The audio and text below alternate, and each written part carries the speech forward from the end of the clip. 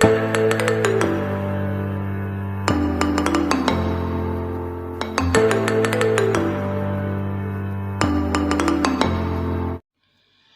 Role बनवाई आमको यही सब सामग्री दरकार। देखो मुझे जो बंधा कोबी को एमती सरू सरू काटी नहीं जाइए, आउ कि गाजर को एमती सरू सरू काटी नहीं जाइए, कैप्सिकम नहीं जाइए, आउ पियाज काटी कि 2टा मीडियम साइज रो पियाज, गोटे टमाटो, आउ कि छोट छोट चॉप कर नहीं जाइए, रसुण, अदा, कंचा लंका, हाफ इंच हम अदा आ रसुण 5-6 कला ताको काटी नहीं जाइए, गोटे लंका, आउ एठी चिकेन कीमा किछि नहीं जाइए, आउ tomato sauce, vinegar, soya sauce, chilli sauce, आ किछि चिकेन मसला देके आमे आरम जो स्टफिंगटा तैयारी कर आमे जो रोल बनेबा तार पई डो प्रस्तुत करबा। डो पई मु एठी मैदा नहीं जाइए, एथिरे किछि खास्ता दबा, गोटे चम्मच हम तेल मु एठी रिफाइंड ऑयल नहीं जाइए, आउ स्वाद अनुसार लूण,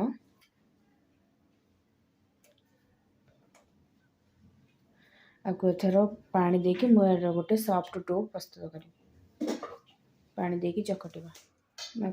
आगो ये खास्ताटा को मिसईदबा, एथर आम पानी देके आपको धीरे धीरे चकटिबा। अटा जमी आम रुटी पाई चकटे सेमती ही यार गोटे सॉफ्ट डो प्रस्तुत करबा।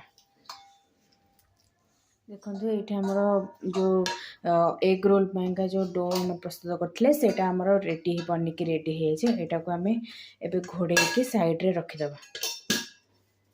तापर आम नेक्स्ट आम रोल बनवाई स्टफिंग प्रस्तुत करबा। देखो मुझे कड़े बसई कड़े गरम हो आसलानी, एथिरे मु मस्टर्ड ऑयल दूचे, आपण आपणक हिसाब रे तेल दे पारिबे।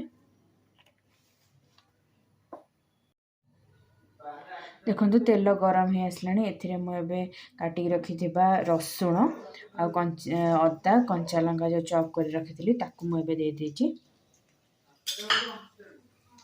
एटा टिके भाजी हे आसले आमे एथिरे पियाज जो काटिक रखी सेटा भी ऐड करदबा। रसुण कंचा लंका सब भाजी हे आसलानी, तार फ्लेवर भी तेल रे पड़े आसतिबो। एबे आमे काटिक रखि पियाज को ऐड करदबा। एटा हाई फ्लेम रे ही कुक करबा। एटा गोटे चाइनीज आइटम, ताको हाई फ्लेम रे ही कुक करबा। सब वेजिज आम जो ऐड करूचे सेटा टिके क्रंचीनेस रहले हमर रोलटा भल लागिवो। एग रोल आमे बनेबा ना सेथिबा। पियाज भाजी टिके भाजी आसले मु एथिरे टमाटो ऐड कर देबी। जो टमाटो भाजी ही आसले एथिरे मु सब जो वेजिस काटिक रखी बंधा कोबी कैप्सिकम को ऐड कर दो। सब वेजिस भाजी ही आसले एथिरे मु किछि गुंड मसला ऐड करछि, जेंति गोटे चम्मच हल्दी पाउडर, गोटे चम्मच लंका पाउडर, और टिके धनिया पाउडर हाफ चम्मच, और हाफ चम्मच हम गरम मसला ऐड करछि। तापर किछि चिकेन मसला ऐड करके ताको भलो भाबरे गोळै देबा, ताको सिजिबा पई छाड़ देबा। ताको देखंतु तापर मु किछि गोलमरिच गुंडा ऐड करके ताको भलो भाबरे गोळै के ताको छाड़ देछि सिजिबा पई का। आ टिके स्वाद अनुसार लूण भी देदेबा, देखिकी देबे। लूण सब सॉस मानकर भी थाए, देखिकी लूण देबे।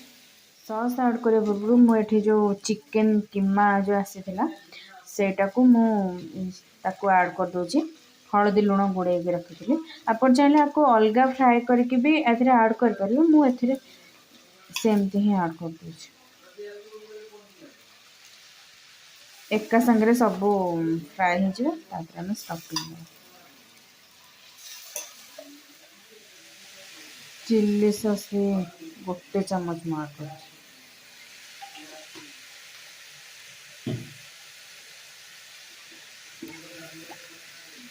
सोया सॉस गोटे चम्मच, ये सब को ऐड करके मिक्स करदबा।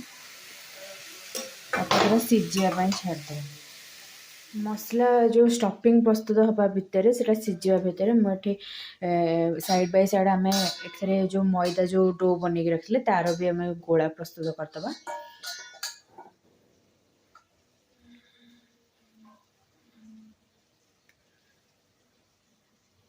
देखते एबे गोला को आम बेलिया जमी रुटी आम बेलुचे सेमती आम मैदा देके फास्ट बेलिया तापर आम तावारे पकईकी तेल रे सेकिया।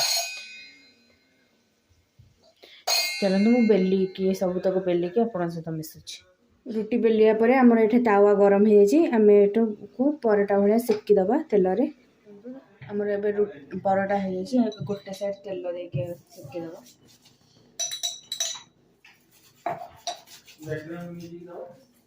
एमती करके मु सबू तेल रे सेकी दूची रुटी गुराक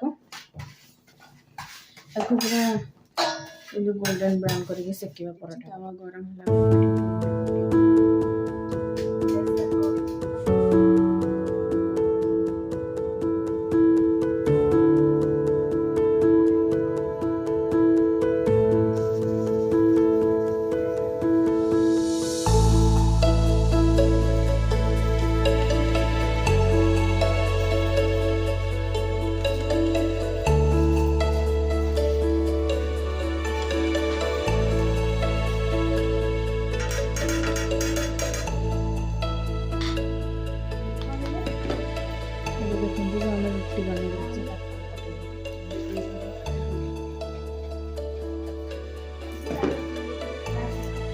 एमती करके मुझे सब गुड़ाक बन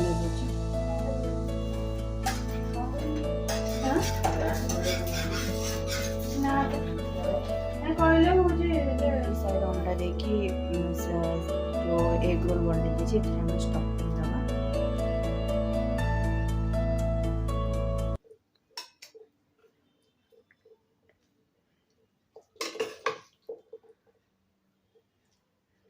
स्टफिंग दवा तापर एथे हम कंचा प्याज की छाड़ करछे।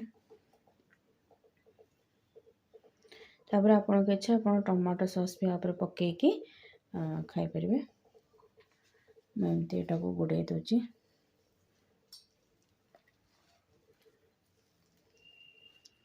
चलते एमती करके मु सब रोल गुड़ाक बन देखिए आपको देखुची।